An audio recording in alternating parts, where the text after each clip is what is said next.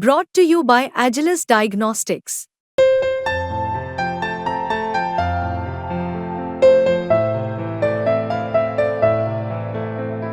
Agilus Diagnostics. तो आदाब, नमस्कार, गुड इवनिंग, सत श्रीकाल। एक बार फिर आप तमाम लोगों का स्वागत है क्राइम तक की कहानी के इस एपिसोड में। उम्मीद है पूरी फैमिली अच्छी होगी, अपना और अपनों का ख्याल रख रही होगी।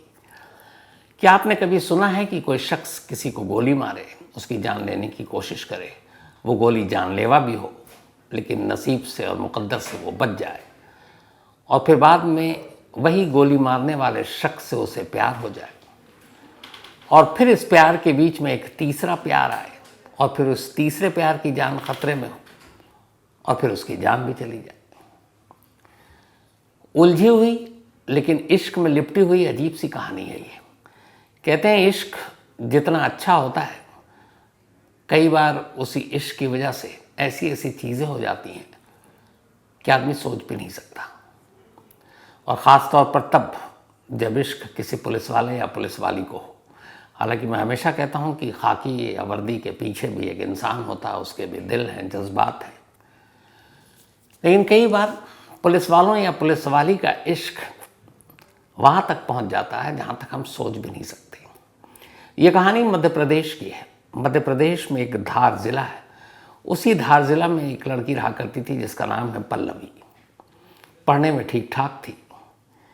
पढ़ाई लिखाई के बाद पल्लवी ने एमपी पुलिस के लिए एक आवेदन भरा, एग्ज़ाम में बैठी, उसका सिलेक्शन हो गया, और वो एमपी पुलिस में बतौर कांस्टेबल 2018 में भर्ती हो गई। अब 2018 में बेटी की नौकरी लगी, तो जैसा हमारे यहाँ होता है कि अब बेटी की नौकरी लग गई है, चलो इसके हाथ पीले कर देते हैं, इसकी शादी कर देते हैं। तो पल्लवी के घर वालों को भी यही लगा, उन्होंने रिश्ता देखना शुरू किया। लगभग नौकरी के अब 2 साल हो चुके थे। शादी फिक्स हुई दिसंबर 2020 में। 2018 में वो नौकरी पर गई थी, और शादी जब फिक्स हो गई, शादी का कार्ड छप गया। जब कार्ड छपा तो पल्लवी के घर वालों के हिसाब से, ऐसे बहुत सारे फैमिली हैं जब शादी का पहला कार्ड मंदिर में जाकर देते हैं, तो पल्लवी अपने घर वालों के साथ अपनी कार में अपने गांव और अपने पुरखों के मंदिर में जाती है शादी के अपना पहला कार्ड वहाँ देने के लिए। शादी का कार्ड मंदिर में देने के बाद अब वापस वो अपनी कार की तरफ बढ़ रही थी, तभी अचानक मोटरसाइकिल पर एक लड़का आता है और बेहद नज़दीक से पल्लवी को गोली मार देता है। गोली पल्लवी के गर्दन में लगती है। पल्लवी गिर जाती है। किसी को कुछ समझ नहीं आता कि ये हुआ क्या। और इससे पहले कि गोली मारने वाले को लोग पकड़ते, अचानक उसी पिस्टल का रुख वो अपने सीने की तरफ करता है। दूसरी गोली चलती है। इस बार गोली उसके सीने पर लगती है। आनन फानन में अब लोग उठाकर दोनों को अस्पताल ले जाते हैं। इत्तेफाक से वक्त पर इलाज शुरू हो गया, और फिर धीरे धीरे दोनों की जान बच गई। पल्लवी के गर्दन पे जो गोली लगी थी, बस कुछ इंच का फासला था, जान जा सकती थी, लेकिन मुकद्दर अच्छा था, बच गई। और फिर कुछ दिनों के बाद अस्पताल से डिस्चार्ज हो गई। इधर जिस शख्स ने पल्लवी को गोली मारी और फिर खुद अपने सीने पर गोली मारी, उसकी भी जान बच गई। और जैसे ही डॉक्टर ने उसे फिट करार दिया, पुलिस आती है और उसे अस्पताल से ही गिरफ्तार कर लेती है। फिर उसे कोर्ट में पेश किया जाता है, और अटेम्प्ट टू मर्डर के केस में उस शख्स को जेल भेज दिया जाता है। अब जिस शख्स ने गोली मारी, बाद में पता चला उसका नाम करण है, और करण उसी धार जिले का रहने वाला। करण उन आशिकों में से था जो गुपचुप या दिल ही दिल में वन साइडेड, एक तरफा किसी को चाहता है, प्यार करता है। ऐसे बहुत सारे अपने देश में हैं। तो करण भी पल्लवी से प्यार करता था मन ही मन में, लेकिन कभी पल्लवी को ये बात पता चली नहीं, तो शायद वो उसके प्यार को समझ भी नहीं पाई। लेकिन फिर जब उसे पता चला कि पल्लवी की शादी तय हो गई है, तो उसे बर्दाश्त नहीं हुआ। उसने पल्लवी से बात की। तब पल्लवी ने कहा कि अब बहुत देर हो चुकी है, अब तो मेरी शादी फिक्स हो गई है, शादी के कार्ड तक अब बंटने शुरू हो गए, और अब ये कुछ नहीं हो सकता। इस बात ने करण को पागल कर दिया, और उसे पता था कि ये अब शादी का पहला कार्ड देने के लिए मंदिर जाएगी, उसने पीछा करना शुरू किया। तारीख थी 2 दिसंबर 2020 और मंदिर से लौटते ही जब वो अपनी कार की तरफ गई तब उसने गोली चलाई, इस उम्मीद में कि पल्लवी की वो जान ले लेगा और फिर उसके बाद वो भी जी कर क्या करेगा, तो दूसरी गोली खुद के सीने पर मारी थी। यानी पल्लवी को भी मारना था और ख़ुद भी उसे मर जाना था। लेकिन ऊपर वाले ने कुछ और लिखा हुआ था, दोनों की जान बच गई। अब करण की ज़िंदगी जेल में। इधर कुछ वक्त बीता और इस हादसे के बाद पल्लवी की वो शादी भी टूट गई,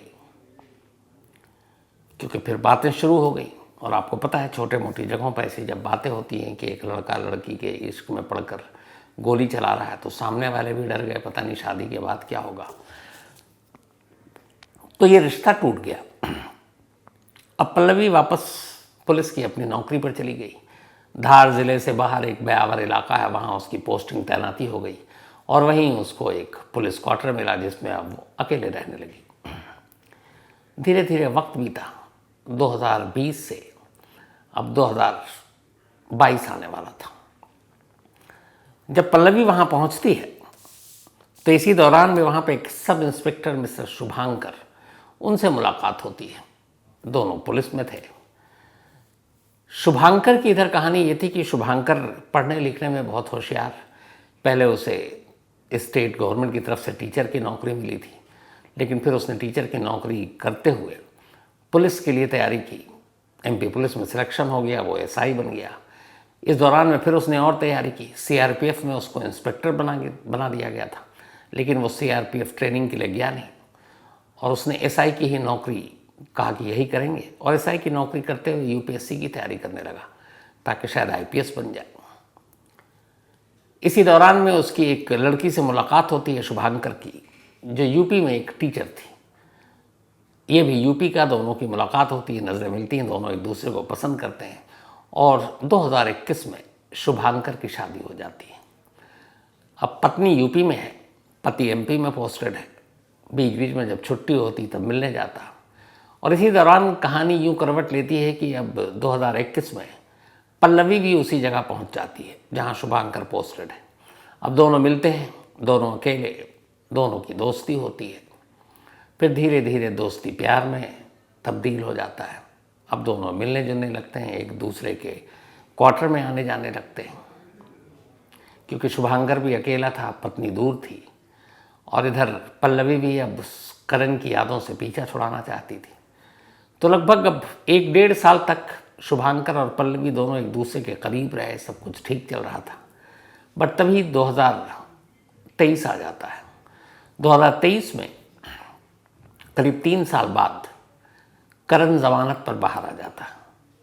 बाहर आने के बाद अब वो पल्लवी को ढूंढता है, पल्लवी तक पहुंचता है और उसे बताता है कि देखो, मैंने इसलिए गोली मारी कि मैं तुमसे मोहब्बत करता हूँ और मैं तुम किसी और की हो ये मैं देख नहीं सकता था। तो जब तुम्हारी शादी तय हो गई, कार्ड छप चुका, तो मुझे लगा मेरी ज़िंदगी में कुछ बचा नहीं, तो तुम मेरी नहीं तो किसी और की भी नहीं, और इसलिए गोली मारी। और उसके बाद मैं ख़ुद को भी गोली इसीलिए मारा क्योंकि मैं भी तुम्हारे बिना जी नहीं सकता था। उसने अपनी सारी सफाई दी। धीरे धीरे पल्लवी को लगा कि करण उससे वाकई बहुत प्यार करता है। फिर उसने एक रोज़ दिखाया, उसने सीने पर पल्लवी का नाम गुदवा रखा था टैटू के तौर पर। ये सब देखकर पल्लवी बहुत ज़्यादा उससे और प्रभावित हो गई। करण ने उसे अपने प्यार का एक तरह से पूरा एहसास दिलाया, उसे बताया कि वो उससे सच्चा प्यार करता है। लेकिन कहानी ये थी कि गोली मारने से पहले पल्लवी की ज़िंदगी में कुछ नहीं था, शादी होने जा रही थी और एक तरफा इश्क में पागल लड़का आकर गोली मार देता है। लेकिन अब कहानी बदल चुकी थी। अब करण जब जेल से बाहर आया तो पल्लवी की ज़िंदगी में अब कोई और आ चुका था और वो था शुभांकर, सब इंस्पेक्टर। खैर, पल्लवी अब करण के प्यार में फिर से पड़ गई और उसे लगा कि ये लड़का सच में उससे बहुत प्यार करता है। अब चूंकि वो बाहर थी, घर के सरकारी क्वार्टर में रहती थी, तो करण अक्सर आता और उसके साथ भी ठहरता। साथ ठहरने के दौरान धीरे धीरे करण को पता चला कि पल्लवी किसी शुभांकर नाम के पुलिस वाले से बात करती है। अब चूंकि साथ काफ़ी रहते हैं तो कौन किस पे क्या बात कर रहा है, कितनी देर बात कर रहा है, अंदाज़ा लग जाता है। तो अब करण को ये एक शक हुआ कि ये शायद शुभांकर जो है वो उसके प्यार के बीच में आ रहा है। फिर धीरे धीरे उसने पता लगाया और पल्लवी से फिर नाराज़गी जताई। उसने कहा कि ये शुभांकर कौन है। उसने उसको टालने की कोशिश की कि देखो मेरा दोस्त है और कुछ नहीं है, वो भी पुलिस में है। लेकिन करण के दिल से ये शक का बीज गया नहीं। उसे लगा कुछ गड़बड़ है। फिर उसने पल्लवी की जासूसी करनी शुरू कर दी। इधर अब पल्लवी को ये पता था कि करण वो शख्स है जिसने उसकी शादी रोकने के लिए उसे गोली मार दी थी और ख़ुद को भी गोली मार ली। तो ये कुछ भी कर सकता है। अब उसे लगा कि नहीं, शुभांकर तो ऑलरेडी शादीशुदा है, तो फिर करण के साथ ही क्यों ना अपनी ज़िंदगी जी जाए। उसने भी फैसला किया। लेकिन अब शुभांकर से कैसे दामन छुड़ाया जाए, ये भी एक मसला था। तो उसने करण को यकीन दिलाया कि देखो अब मैं तुम्हारे ही साथ रहना चाहती हूँ, तुम्हारे साथ ज़िंदगी बिताना चाहती हूँ, तुमसे शादी करना चाहती हूँ। लेकिन शुभांकर का क्या करूँ, क्योंकि वो सब इंस्पेक्टर है, मुझसे सीनियर है, कल को पता नहीं क्या करे। तो उसने कहा ठीक है, उससे एक मुलाकात फिक्स करो, उसको मैं समझाता हूँ। धीरे धीरे वक्त बीता। आखिरकार 10 सितंबर की तारीख आई। अभी 3 दिन पुरानी बात है ये। पल्लवी ने शुभांकर को कहा कि तुम बयावर के पास आ जाओ, तुमसे कुछ बात करनी है। इधर अब तक शुभांकर को करण के बारे में सच्चाई पता चल चुकी थी और उसे ये भी पता चल चुका था कि पल्लवी की ज़िंदगी में एक लड़का है। ये भी मालूम था कि उसको कभी गोली मारी गई थी और वही अब जेल से बाहर आ गया है। तो ये सारी कहानी, सारी दास्तान उसे भी मालूम। अब शुभांकर को ये भी था कि पता नहीं है ऐसा शख्स है, क्या करे। तो कई बार जब उसने इससे पहले मिलने के लिए बुलाया तो शुभांकर ने मना कर दिया। लेकिन 10 सितंबर को दोपहर लगभग 1:30 बजे पल्लवी ने कहा कि देखो बहुत ज़रूरी बात करनी है, तुम आ जाओ। अब शुभांकर मिलने के लिए तैयार हो जाता है। लेकिन शुभांकर के मन में भी एक डर था कि पता नहीं ये कुछ गड़बड़ ना हो। तो उसने अपने एक साथी सब इंस्पेक्टर दोस्त को फ़ोन किया और कहा मुझे ऐसे ऐसे पल्लवी ने बुलाया मिलने के लिए, पर मुझे डर है, उसके साथ करण है, कहीं ये दोनों मिलकर मेरी जान ना ले ले। तो तुम भी पहुंच जाओ उस जगह पर जहां मुझे पल्लवी ने बुलाया। दोस्त कहता है मैं ठीक है पहुंचता हूं। अब इस दौरान में शुभांकर अपनी मोटरसाइकिल पर उस बताई हुई जगह पर पहुंच जाता है। वहां जब जाता है तो कार में पल्लवी उसी की कार थी और करण दोनों बैठे हुए थे। दोनों कार से बाहर आते हैं। शुभांकर मोटरसाइकिल से उतरता है। फिर बातचीत होती है। पल्लवी उसे मिलाती है, कहती है करण है और हम एक दूसरे से प्यार करते हैं और अब आप हमारी ज़िंदगी में दखल मत देना। उधर करण कहता है कि देखो अगर तुम हमारे रिश्तों के बीच में आए तो तुम्हें जान से मार देंगे। फिर वो अपनी कहानी सुनाता है कि मैंने तो खुद पल्लवी को गोली मारी थी अपने हाथों से कि अगर ये मेरी नहीं तो किसी की नहीं, और मैंने खुद की भी जान लेने की कोशिश की, तो अगर खुद को मार सकता हूँ तो फिर तुम क्या हो। ये बात होती रही लेकिन दीपांकर भी खुद को ठगा हुआ महसूस कर रहा था। उसने कहा कि लगभग 1.5-2 साल का ये रिश्ता और अचानक अब पल्लवी का यूँ बदलना, क्योंकि प्यार वो भी करता था।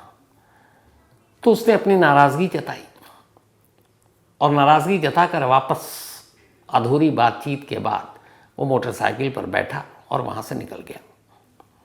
जैसे ही वो मोटरसाइकिल पर वहाँ से निकलता है, पल्लवी कार में बैठती है। ड्राइविंग सीट पर करण बैठता है। दोनों एक दूसरे को देखते हैं और कार उसी रास्ते की तरफ तेज़ी से भगाते हैं जिस रास्ते पर दीपांकर अपनी मोटरसाइकिल से जा रहा था। उन्हें अचानक वो मोटरसाइकिल दिखाई देती है। कार की स्पीड बढ़ती है। करीब 100 किलोमीटर की रफ्तार थी कार की और उसी 100 किलोमीटर की रफ्तार से वो अचानक पीछे से उस बाइक को टक्कर मारते हैं जिस पर शुभांकर बैठा हुआ है। बाइक पे जैसी टक्कर मारते हैं, बाइक हवा में उछलती है। शुभांकर बोनट पर आकर गिरता है उसी कार के।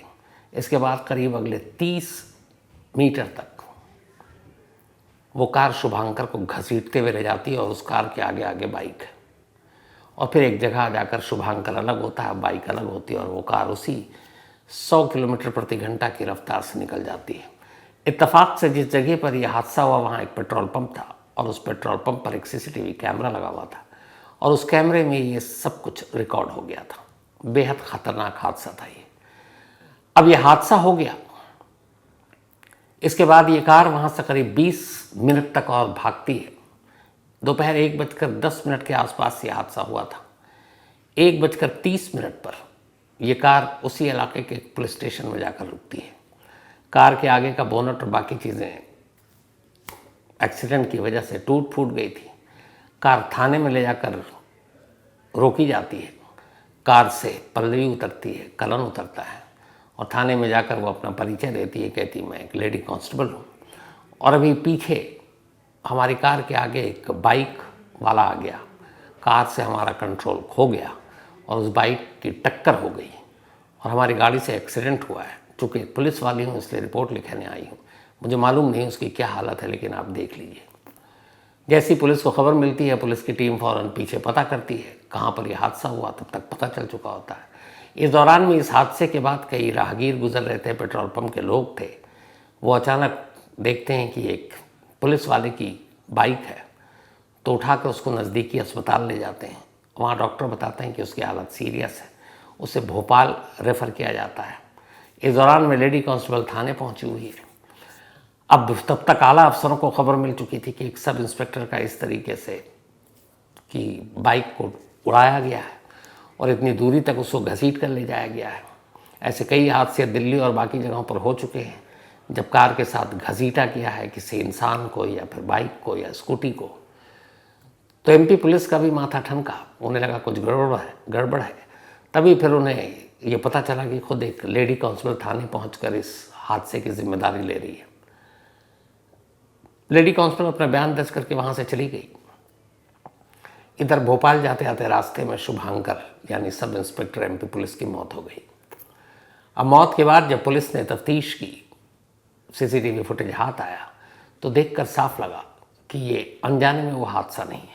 गाड़ी की वो रफ्तार और फिर बाइक को जिस तरीके से उछाल कर और फिर बोनट पर गिरे हुए सब इंस्पेक्टर को दूर तक ले जाना। आमतौर पर एक्सीडेंट के बाद लोग अपनी गाड़ी को रोक देते हैं, लेकिन ये और स्पीड में भाग रहे हैं। वहाँ से शक हुआ, पुलिस ने खामोशी से तफ्तीश की।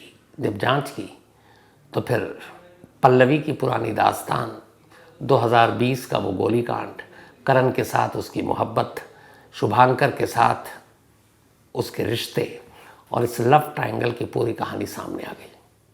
जैसे ये सारी कहानी सामने आई, पुलिस ने लेडी कांस्टेबल पल्लवी को उठाया, उसके दोस्त को उठाया।